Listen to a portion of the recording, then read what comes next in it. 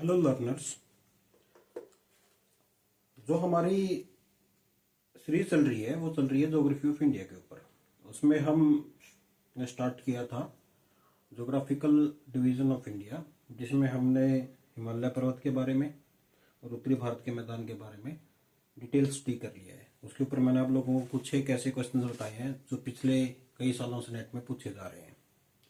आज का जो हमारा टॉपिक है वो है प्रायद्वीपीय भारत, जिसको हम डेक्कन पेनिनसुलर प्लेटू भी के नाम से भी जानते हैं।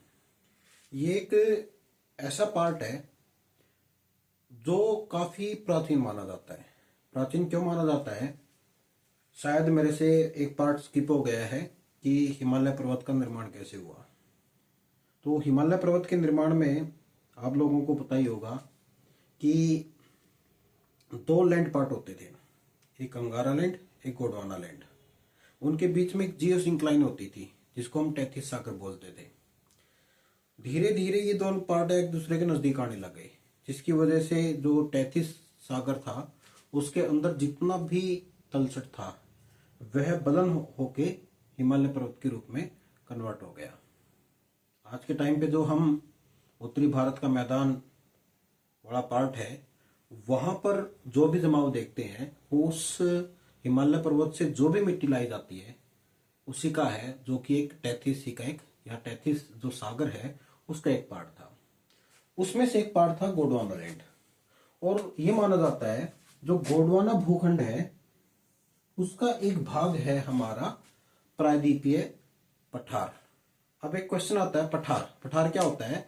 पठार एक नॉर्मली आप पर्वत की डेफिनेशन ले लो या पठार की डेफिनेशन ले लो, उसमें ज्यादा सा डिफरेंस नहीं है। मगर डिफरेंस किस चीज का है?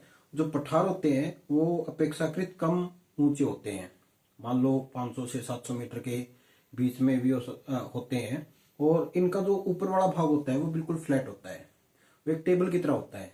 जैसे आपकी घर के अंदर टेबल होती है वो बिल्कुल वैसे ही दिखाई देते हैं। इनका जो स्लोप होता है वो बड़ा स्टीप होता है, बट जो ऊपर वाला भाग होता है वो बड़ा ही जेंटल होता है या टेबल के आकार का होता है। तो जो हमारा पेनिनसुलर प्लेट्यू है, पठार है, वह जितनी आपकी आग्नेय चट्टान है उसमें से क्रिस्टलीय जो आग्नेय चट्टान है या जो रूपांतरित चट्टाने हैं उनसे बना हुआ है। गोंडवाना पार्ट का एक ये पार्ट माना जाता है, और जो इसकी आकृति है वो त्रिभुजाकार है। त्रिभुजाकार कैसे? अगर आप इसके उत्तर पश्चिम में देखोगे तो वहां पर उसकी सीमा बनाती है अरावली। इसके उत्तर की तरफ देखोगे तो उस कंडीशन में इसको हम हिमालय भी बोलते हैं। हिमालय को छोड़ दो, आप इसको एक चीज लिख सकते हो, ये आपका कंफ्यूजन करेगा। उत्तरी गंगा का मैदान, आप इसको ऐसे कर सकते हो। पश्चिम की तरफ जाओगे तो आप लोगों को एक लंबी सी एक सीरीज दिखाई देगी जिसको हम पश्चिमी घाट बोलते हैं।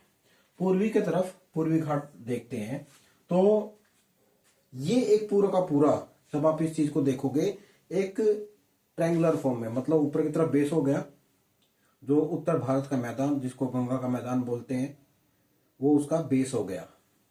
जैसे नीचे की तरफ आओगे तो एक तरफ पश्चिमी घाट हो गया, एक तरफ पूर्वी घाट हो गया, और नीचे आपकी वे त्रिभुजाकार की आकृति में मिलता है। जब हम इसके ढाल की बात करते हैं तो वो आपका पश्चिम से पूर्व की तरफ है, मतलब पश्चिम से पूर्व की तरफ है। इस वजह से जितनी भी नदियां हैं ऑलमोस्ट वह पश्चिम से पूर्व की तरफ बहती हैं।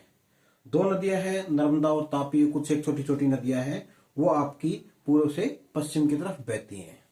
बाकी जितने भी इसके अंदर ड्रेनेज सिस्टम मिलता है वो सारा का सारा आपका पश्चिम से पूर्व की तरफ ही बहता है।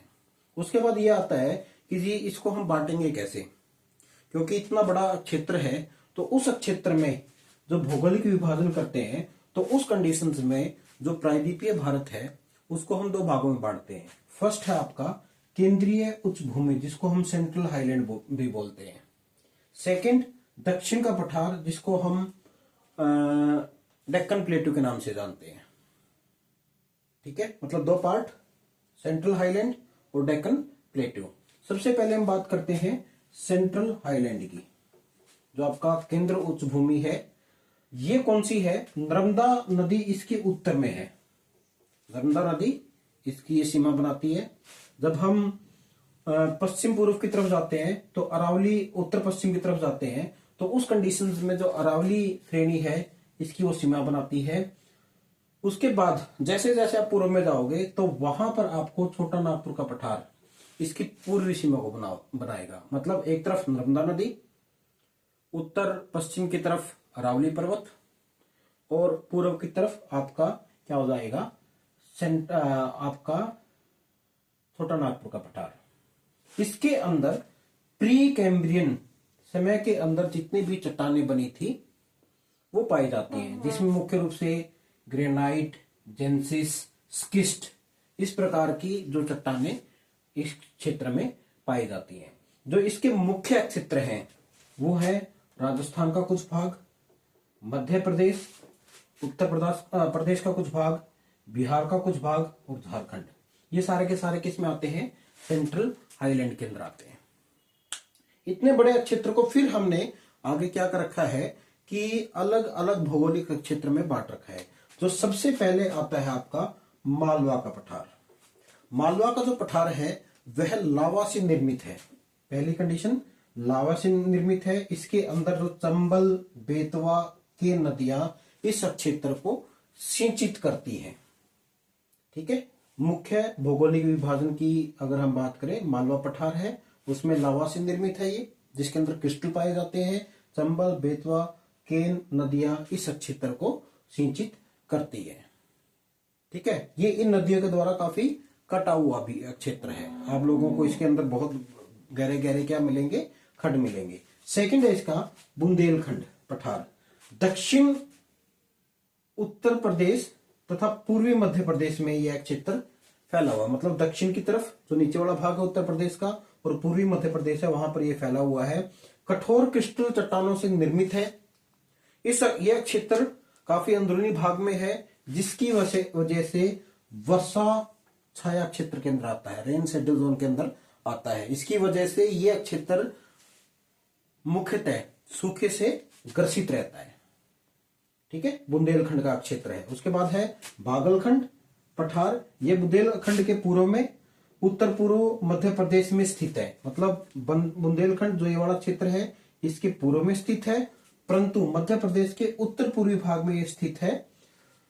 मुख्यतः सोन, टोन तथा रिहन नदियां है, जिसने इस क्षेत्र को काफी कटा हुआ, काफी ज्यादा काट रखा है। इस क्षेत्र के अंदर मुख्य रूप से चूना पत्थर और जो भवन निर्माण के लिए पत्थर यूज होता है वो सबसे ज्यादा पाया जाता है। वो इस क्षेत्र में जो बागलखंड का क्षेत्र है वो मुख्य रूप से चूना पत्थर और जो आपका निर्माण के लिए पत्थर यूज होता है उसके लिए काफी प्रसिद्ध है।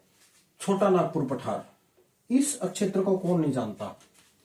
Store house of the minerals of India. जब भी हम भारत के खनिजों के भंडार की बात करते हैं तो उस कंडीशन में हमेशा छोटा नागपुर के पठार की बात करते हैं कि जी ये क्षेत्र ऐसा है जहां पर क्या मिलता है आप लोगों को? बहुत ज्यादा खनिज मिलते हैं, जिसमें मुख्य रूप से कोयला, लोहेसक, बॉक्साइट, माइका, कॉपर और यूरेनियम इस क्षेत्र में बहुत ज्यादा मिलते हैं। मैंने आप लोगों को ये डिटेल में इसलिए करवा रहा हूं क्योंकि इसमें से जो ये छोटी छोटी चीजें हैं वही आपके एग्जाम के अंदर पूछी जाती हैं। अगर आप लोगों को इन्फॉर्मेशन अच्छी लगी हो तो कृपा करके वीडियो को लाइक कर दें, चैनल को सब्सक्राइब कर लें, अपने दोस्तों के साथ शेयर करें और उनको भी सब्सक्राइब करने के लिए बोलें। बहुत बहुत धन्यवाद। कल फिर मिलेंगे एक नई वीडियो के साथ। Thank you.